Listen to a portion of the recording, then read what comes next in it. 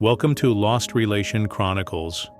I remember the way the sunlight hit the kitchen tiles that afternoon, golden, almost syrup thick, like the universe had decided to make everything look just a little too perfect.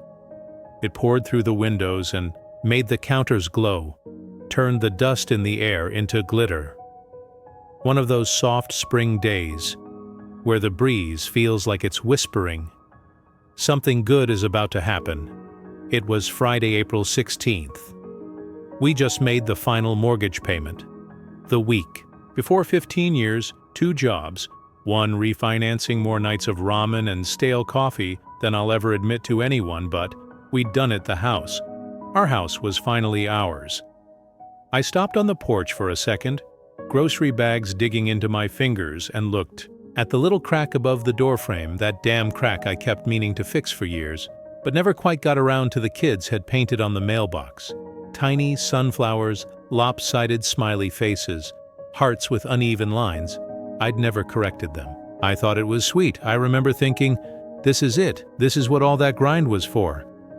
Then I opened the door, balloons, cake, confetti Kai, and Louie were in the living room, both holding little paper party hats like they've been waiting for. A cue, some bubbly pop song was playing from the Bluetooth speaker on the shelf. I couldn't even place it. Kay saw me first and squealed, "Surprise, Daddy." Chloe stood at the center of it all like a host hair-curled wine glass in hand, smile bright, but too sharp around the edges, and next to her, a man I didn't recognize. She clink-ticked her glass against his and said louder this time, "Surprise, we're leaving you." Then she laughed. Kay laughed too. Like it was a punchline. Louis didn't. He looked confused, one hand gripping the edge of the couch like it was a cliff. I must have just stood there, frozen for 5 full seconds. My fingers still looped through the plastic grocery handles. I didn't blink, didn't move. Chloe tilted her head at me. "Studying, waiting, this is Cohen." She said, gesturing toward the stranger like she was introducing me to a cousin at a barbecue. "He's been staying over while you work late, helping out around the house." Cohen raised his glass toward me and smiled like we were in on something together, like this was normal. I looked at the cake. It said, "Freedom" in blue frosting. Chloe stepped closer. "You worked so hard to get us this house," she said, her voice syrupy sweet, "and now we don't need you anymore." Then she actually smiled, a full smile. Thanks, it wasn't a joke, it wasn't a dream, but it felt like one, a slow-mo nightmare with the brightness turned up too high. She was waiting for a scene, a scream, a collapse. I didn't give her any of it. I walked into the kitchen slowly, trying to ground myself, feeling the weight of everything that had just been said hanging in the air. I set the grocery bags down on the counter, the thee of them against the granite louder than it should have been. I pulled out the orange juice, the loaf of bread, the rotisserie chicken Louis always liked. I placed them neatly in the fridge. My hands steady, though I could feel her eyes burning into the back of my neck. Cohen shifted uncomfortably on the other side of the room. I could tell he was waiting for me to explode, to make this real for her, to give her the confrontation she'd probably imagined when she set this whole thing in motion. But I didn't say something. Chloe snapped, her voice cut through the quiet, sharp like glass. So I did. I turned slowly and looked her right in the eye. "Do you want the keys now, or later?" Her expression froze. Her smile wiped clean off her face in an instant. She blinked once, twice, as though the words hadn't fully registered. "Excuse me," she said, her voice dropping an octave, a little shakier. Now I reached into my pocket and pulled my house keys off my keying. I set them on the counter next to my wallet. The sound of metal clinking against granite echoed in the kitchen, loud and final. I didn't look at her. I took only what I needed: my phone, my license, a toothbrush from the downstairs guest drawer, and the old hoodie in the garage that still smelled like sawdust and engine oil. I didn't stop to look at the pictures on the walls, the things I'd never gotten around to fixing. I didn't look at her. I just walked toward the door. Louis ran up behind me, his little feet slapping against the hardwood floor. "Dad." I knelt down, pulling him into a tight hug. His arms wrapped around my neck, and for a second it was like everything was normal, like nothing had changed. "I love you." I whispered, squeezing him. "I'll see you soon." He nodded against my shoulder, but his face was full of confusion. I pulled back just enough to look him in the eye, then kiss the top of his head. Kaya didn't say anything, she just stood there in the doorway, her arms crossed, her gaze fixed somewhere beyond me. She didn't meet my eyes. I nodded at Chloe. She didn't say anything either, but I could feel the shift. The absence of any kind of emotional response from me seemed to hang in the air. Like an open wound, I looked at Cohen, and for a moment we just stared at each other. He gave me that awkward half smile again, like he was waiting for me to say something that would make sense of it all. But I didn't. I turned around, opened the door, and left no yelling, no slamming of doors, no tears. I drove north past the city limits, past the state line, until everything felt far enough away. My phone was off. My mind was quiet. And I didn't check social media. I didn't even cry. It wasn't numbness. It was peace. The kind that only comes when the last illusion finally cracks and you're free to stop pretending. I spent the first few nights just sleeping. Deep, dreamless sleep. I hadn't realized how long it had been since I felt that kind of quiet. By the 5th day, I found work at a local auto shop run by an old vet who didn't ask questions. I told him I just left something behind. He nodded like he'd heard it 1,000 times. Before I sent a postcard to the kids, no return address, just a simple note. "I'm safe, I love you. You'll understand someday." 3 weeks passed like that, quiet, distant, real. It was the kind of silence you could sink into, the kind that lets you breathe, but also reminds you that everything's different now. Then my sister called. Her voice was a scream. "What the hell did you do?" I blinked. "Hello to you too." "No, seriously, Jorge, what did you do to them?" "Chloe's freaking out. The kids are staying at Mom's. Cohen's in the hospital and no one will tell me anything, except that it all started with you disappearing." I sat down slowly on the edge of the motel bed. My legs felt like they might give out if I didn't. "What happened?" I asked, my voice low. She hesitated. "They won't say just that." "Things have gotten weird. Cops were at the house yesterday. Mom says Kay won't talk. Louie has been having nightmares, and Chloe's been going around saying you're dangerous, that she's scared of what you might do." I laughed, the sound escaping before I could stop it. I couldn't help it. It was all too ridiculous. I walked away. "Jasmine, that's all I did." She was quiet for a moment, processing. "Then why is everyone acting like you?" Lit a match and walked out of a burning building. I stood up and walked to the window, my feet dragging. Across the worn carpet, I looked out at the cracked parking lot. The last of the sunset spilling across the pavement like spilled gasoline, painting everything with a deep orange hue that reminded me of the fire that had been lit in my own life. "I don't know what's happening back home," I said quietly, "but something tells me Chloe's perfect little performance is falling apart without its villain." I took a deep breath, staring out at the emptiness beyond. "And me? I'm not the villain. I'm just the man who finally stopped playing his part." She didn't respond right away.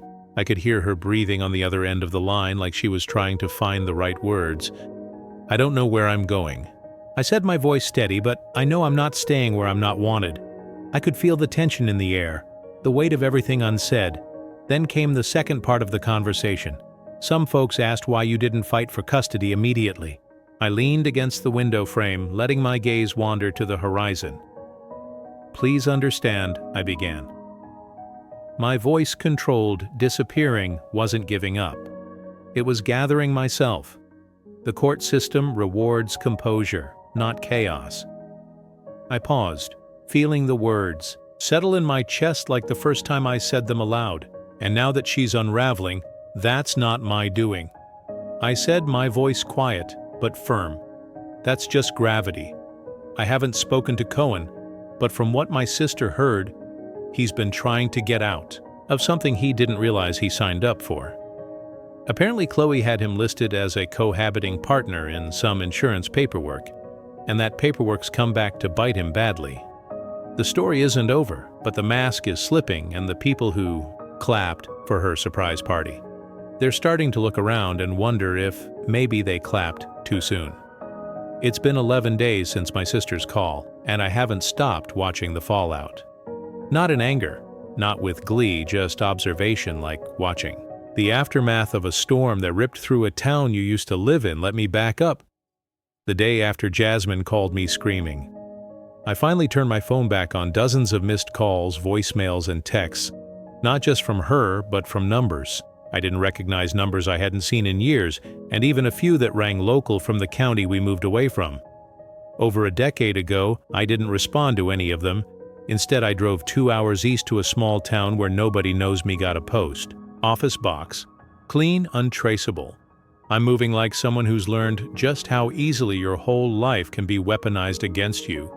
Then I drove back to the motel. Pete, the guy who runs the place, had saved me a stack of letters that had been slipped. Under my door, not mailed, physically placed. That means someone came here looking for me. One was. From Chloe, written in pink ink on a notepad, from her old yoga studio. Or, hey, it started. I don't know what's happening. The kids are confused. Cohen isn't talking to me, and I feel like everything's crumbling. Please come back and help me fix this. You're still their father. You don't get to just vanish. There were no apologies, no acknowledgement, just panic dressed up as concern. Another letter was from Kay. Her handwriting's gotten neater since I left Dad. I don't understand what's going on. Mom's been acting weird and yelling a lot. Louis won't talk to anyone.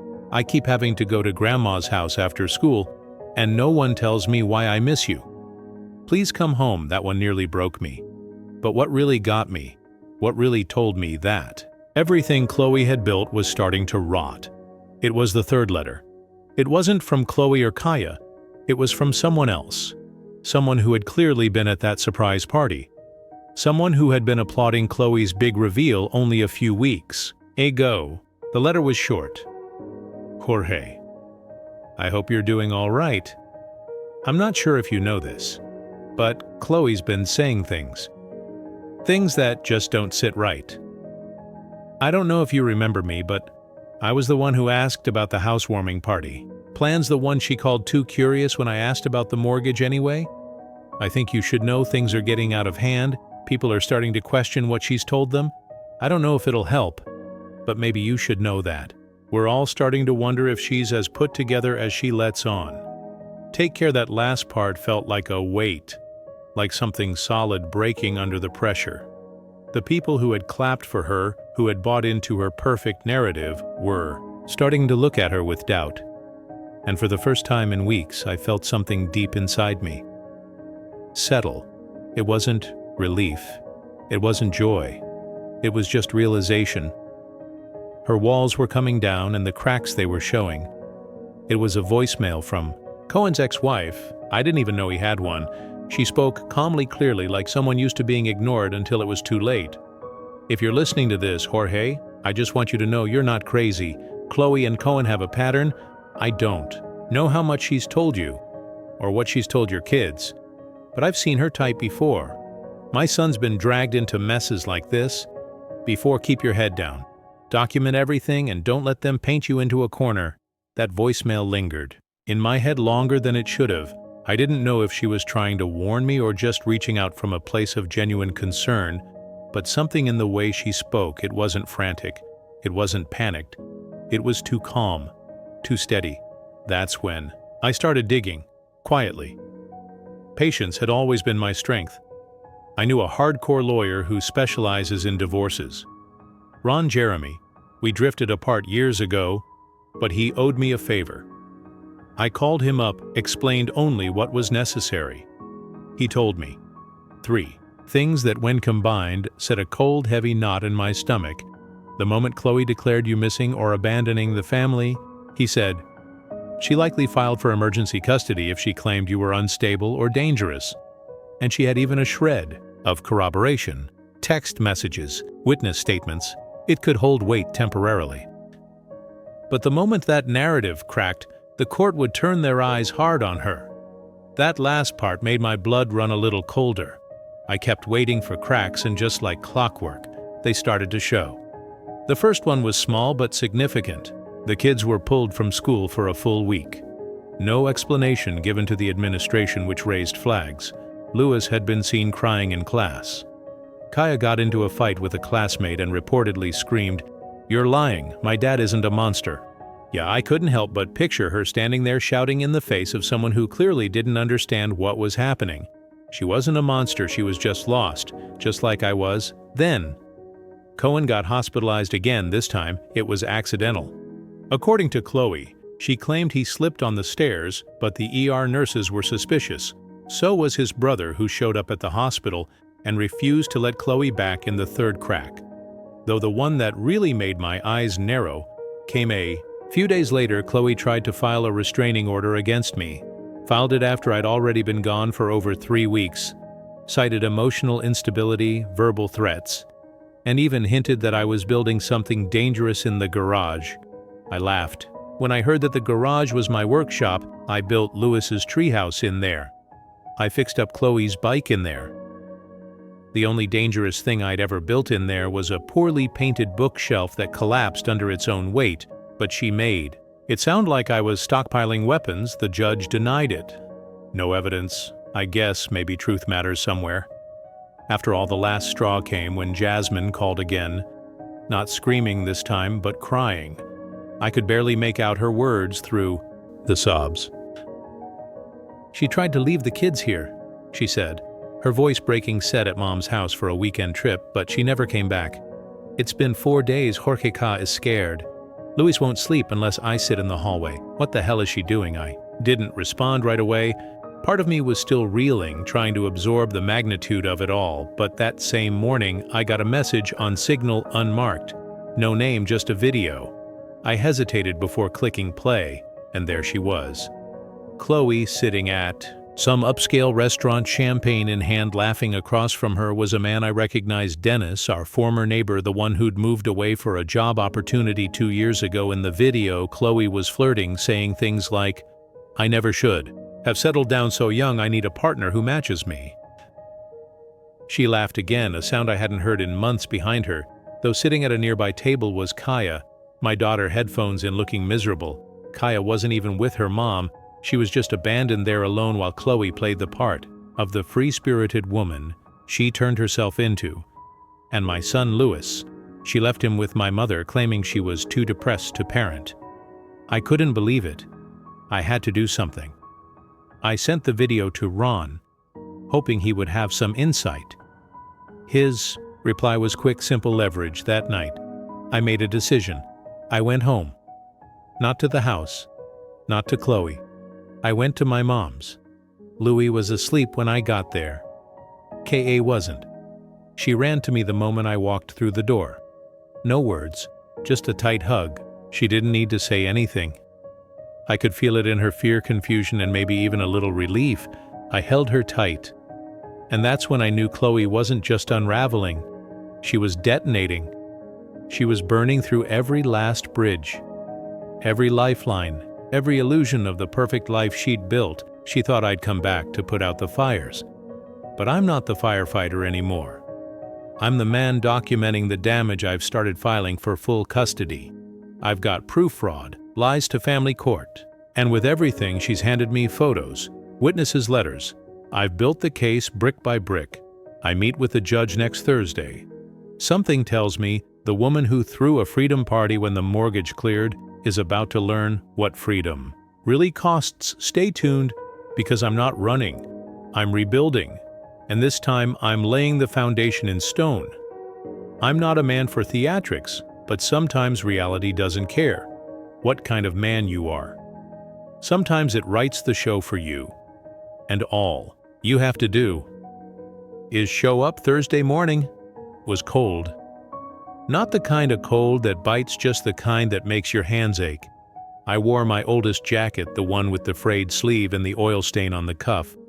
Not because I didn't have something nicer, but because I wanted to feel like myself, grounded. The courthouse stood like a stone sentinel against the cloudy sky.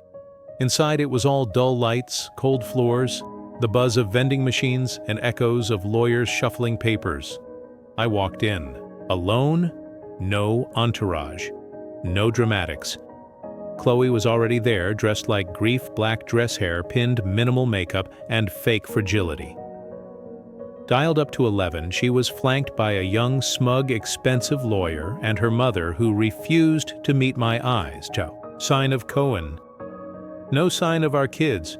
We were here for the custody hearing. Not final yet, just the preliminary round, but the stakes. Everything, the courtroom was half full. Quiet murmurs, a few curious onlookers. My sister sat behind me. Her presence, a steadying force, but she was quiet.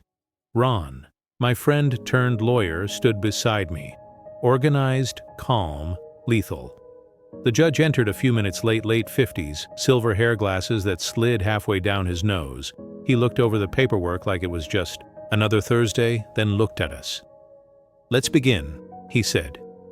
His voice steady, neutral. Chloe's attorney spoke first. His voice was smooth rehearsed, the kind of guy who'd practiced these lines in front of a mirror.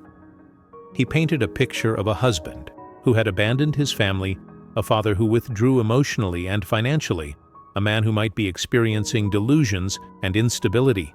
He referenced the failed restraining order, hinted at concerning behavior, and dropped the word dangerous 5 times in 2 minutes. Chloe didn't cry, but she dabbed her eyes. Her movements exaggerated like she was auditioning for an award. I didn't react. Didn't give her the satisfaction. Then Ron stood up. He didn't argue, didn't try to match her theatrics. He just presented. He started with the records, my name on the mortgage, on every major expense. The bank statements, emails, hours logged at work, the night shifts, the overtime numbers don't lie. And they told the story. Then Ron handed over copies of the letter Chloe had left at the motel. I'd read it once, maybe twice, but I never let the words settle too deep this time. I let the judge read them himself. Her handwriting, her words. "You worked so hard to get us this house, and now we don't need you anymore." We didn't comment, we just let the judge read. Then came the real blow. Ron nodded to me. I stood up, walked over, and placed a tablet on the table on it. The video of Chloe at dinner with Dennis, our old neighbor. Champagne laughter Kay sitting alone at a nearby table. Headphones. In looking miserable, I could feel the weight of it in the room. This was it. This was the moment she couldn't run from anymore. "Your Honor," Ron said, his voice, calm, measured, "we submit this, not to shame Miss Chloe, but to establish a pattern of using the children as props, as buffers, as accessories to her affairs." The judge watched the entire clip in silence. His eyes didn't move from the screen. I could hear the faint hum of the fluorescent lights above us, but it was like everything else had disappeared. The only sound was the low, muffled playback of the video, Kaya's lonely figure in the background. Ron spoke again, his voice never wavering. "This is not an isolated incident. We have sworn testimony from multiple occasions where Miss Chloe left the children unsupervised to pursue personal relationships. We have statements from school counselors concerned about Kaya's emotional state, Lewis's teacher who reported consistent signs of distress, and we have witness accounts of Miss Chloe attempting to file false claims of emotional abuse against Mr. Jorge in order to secure a strategic custody advantage." He paused, then handed over the screenshots. I knew what was coming. The manila envelope, the one Chloe had tried to bribe me with. In the motel parking lot, the judge skimmed through them. I could see his eyes narrow at the screen, and I knew exactly which message had caught his attention. If he ever fights me on custody, I'll just say he scared me. That stuff works. Judges always side with the mom. If you cry right, he's too soft to fight dirty. That's why he's perfect. You could feel the air shift in the room. It was a tangible thing, like the temperature dropped a few degrees. Chloe's lawyer cleared his throat, and for a moment, I thought he might stand up and object. Instead, he asked for a recess. The judge didn't flinch, denied. He said, his voice sharp. He leaned back in his chair, looking over at Chloe. "Miss Chloe," he said slowly, drawing out the words, "can you explain these messages?" Chloe opened her mouth, then closed it. Her eyes flicked to her lawyer, who just stared back at her, unsure. "Your Honor," she stammered, but nothing came out. Her words hung in the air, meaningless. The judge didn't wait for her to fumble through another sentence. He held up his hand, cutting her off. "I've heard enough for today." He turned to me. "Mr. Jorge, your petition for temporary full custody is granted effective. Immediately, Miss Chloe is to have supervised visitation, only pending psychological evaluation, and review of all submitted evidence." Silence, a heavy, suffocating silence. I could feel my pulse in my throat. But I didn't move. I didn't look at Chloe, didn't look at anyone except the judge. The words I'd been waiting to hear for so long finally landed. But they felt strange, hollow. It was over Chloe's jaw. Dropped. Her mother gasped loud enough that it felt like someone had pulled a fire alarm me. I just nodded. The gavel hit with a quiet exhale, like it was finally releasing some pressure as I left the courtroom. I didn't look back. Didn't need to. But my sister did. She told me later that Chloe just crumbled. Not a tantrum, not a scream, just that quiet kind of collapse that happens when someone finally realizes they were never as untouchable as they believed. Outside, the sun had finally pushed through the clouds. I stood on the courthouse steps, hands in my pockets, feeling a kind of peace I hadn't known in years. The weight had shifted, and it was like the air had changed. Kay and Louis are home with me now. Our home, it's quiet. There are moments when Louis wakes up crying and he doesn't know why, moments when Kaya asks questions I don't know how to answer, but they're laughing again, eating again, sleeping again. And me. I've been rebuilding room by room. I moved Chloe's things into storage, left them in her mother's name, changed the locks, set up cameras, not for fear, just for clarity. Hasn't resurfaced. I don't know where he's been or if he even cares to be around anymore. Dennis, the old neighbor, apparently got dumped the week after the hearing. The rumor is Chloe's been at her mom's place trying to salvage some kind of narrative posting. Quotes about healing and growth. They feel more like shields than truths. But it doesn't matter anymore, because in front of a judge under oath, the story was stripped bare. No edits, no filters, just facts and facts. Don't flinch, this isn't the end. There's still a long road ahead. The custody stuff, the final settlement, the paperwork, the psychological evaluations for her, the supervised visitation. But this was the turning point, the part where the villain script stopped working, where truth stood taller than lies, and where my silence, 3 weeks of it, finally spoke loud enough to be heard. Dear listeners, please share your thoughts in the comments section below, and don't forget to like, share, and subscribe.